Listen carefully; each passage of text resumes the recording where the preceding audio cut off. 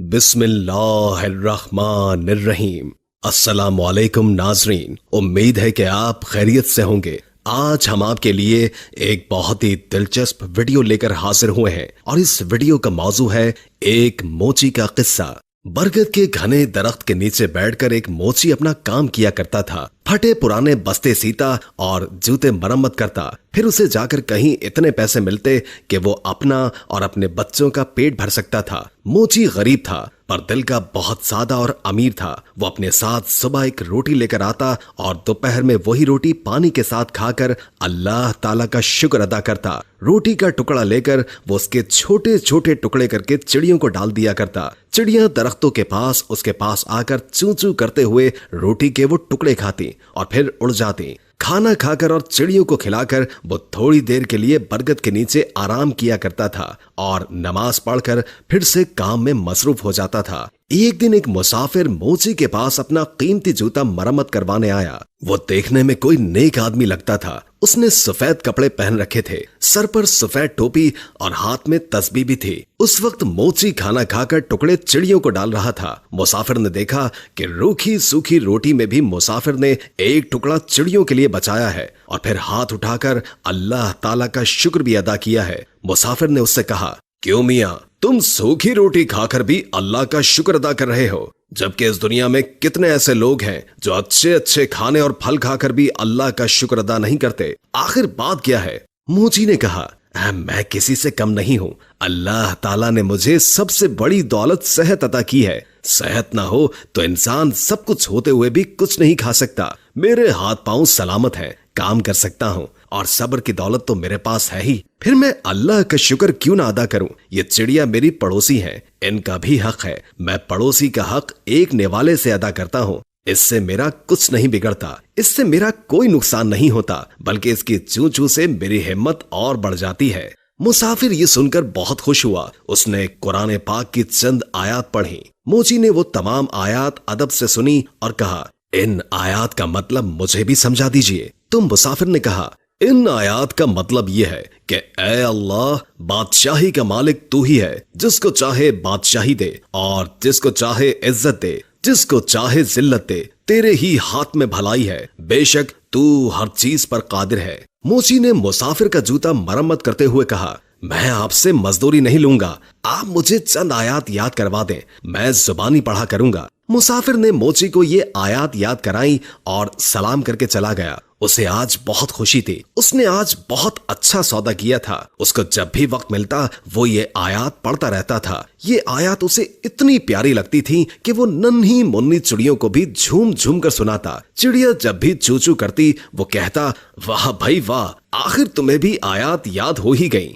इसी तरह कई दिन गुजर गए और काफी दिन कोई भी जूते मरम्मत करवाने नहीं आया। मोची के पास थोड़े से पैसे थे जिनका वो आटा लेकर आ गया। कुछ दिन के लिए तो खाने का इंतजाम हो गया, लेकिन उसके पास काम अभी तक नहीं आया था। आटा भी खत्म हो चुका था। चिड़िया भी रोटी का इंतजार करते हुए चली गई थी। मोची ने कई दफा उठकर पानी पिया। उसे भूख लग रही थी, साथ में उसे अपने बीवी और बच्चों की भी फिक्र थी। शाम को थका हारा घर आया। घर में कोई अनाज नहीं था। सब लोग भूखे पेट ही सो गए। इस आलम में 2 दिन और गुजर गए। पानी के सिवा उनके पेट में कुछ भी नहीं था। सब भूख से निढाल हो गए थे। घर में कोई ऐसी चीज मौजूद नहीं थी जिसे बेचकर आटा या खाने की कोई चीज लेकर आते। मोची की बीवी रोने लगी और बोली, ये मासूम बच्चे मर जाएंगे। 4 दिन से इनके पेट में एक भी दाना नहीं गया है। इन बच्चों का क्या कसूर है? सामने वाले घर जाओ, वहां आज दावत है, बाहर देगे पक रही हैं। तुम पड़ोसी से थोड़ा खाना या पैसे मांग कर लाओ ताकि इन बच्चों का पेट भर जाए।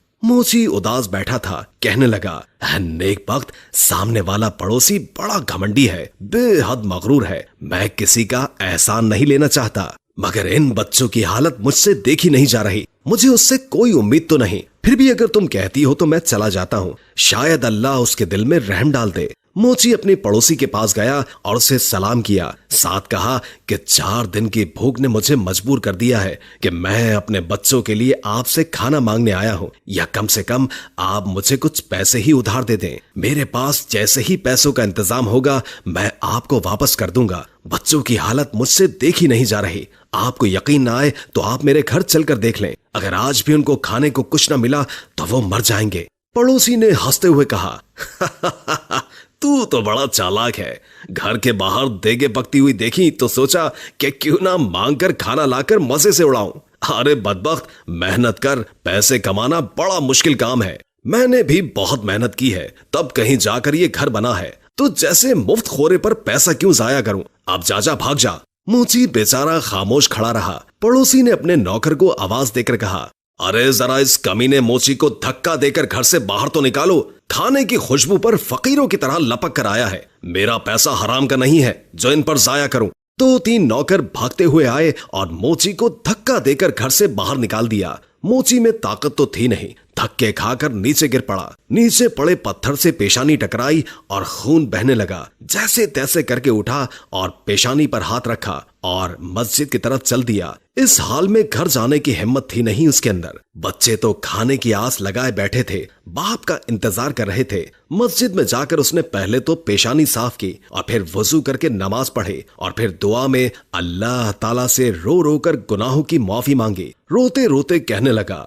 ऐ अल्लाह, बादशाही का मालिक तू ही है। तू जिसे चाहे इज्जत दे और जिसे चाहे जिल्लत दे। तेरे ही हाथ में भलाई है, तू हर चीज पर कादिर है। वो मोची बेचारा रोता जा रहा था और ये आयात पढ़ता चला जा रहा था। इतने में मस्जिद में एक आदमी आया। उसने मोची की जुबान से ये अल्फाज सुने और उसके दिल पर बहुत गहरा असर हुआ। उसने वुजू करके नमाज पढ़ी और मोची को सलाम किया और कहा, मैं एक ताजिर हूँ और अपना सामान लेकर इस शहर में आया हूँ। आते ही मुझ पर यह मुसीबत टूट पड़ी कि मेरा वफादार साथी मर गया और अब मुझे एक मुलाजिम की जरूरत है। तुम भी अल्लाह के घर में हो और मैं भी अल्लाह के घर में हूँ। अगर तुम मेरे साथ काम करो तो मैं वादा करता हूँ कि तुम्हें तुम्हारा हक पूरा दूंगा और तुम भी वादा करो कि वफादारी से काम करोगे। मोची ने अल्लाह का शुक्र अदा किया क्योंकि अल्लाह ताला ने उसकी दुआ सुन ली थी। उस शख्स ने मोची को कुछ रकम दी। मोची ने उससे खाना खरीदा और घर ले गया। सबने साथ मिलकर खाना खाया। मोची ने ताजिर के साथ मिलकर काम करना शुरू कर दिया। थोड़ी ही मुद्दत में उसके पास बहुत से पैसे जमा हो गए। जब सौदागर अपने वतन वापस जाने लगा तो मोची ने खुद तिजारत शुरू कर दी। अल्लाह ताला ने बरकत दी और वो मोची कुछ ही अरसे में शहर का अमीर तरीन आदमी बन गया। उसने एक खूबसूरत घर बनवाया और वही आयात जो वो हर वक्त पढ़ा करता था एक पत्थर पर लिखवाकर अपने मकान पर लगवा दी। उसके यहाँ कई नौकर काम किया करते थे। बावर्ची खाने में बहुत सारा खाना पकता था। कोई गरीब आदमी आता तो मोची उसे इज्जत से बिठाता, खाना खिलाता और उसकी मदद करता।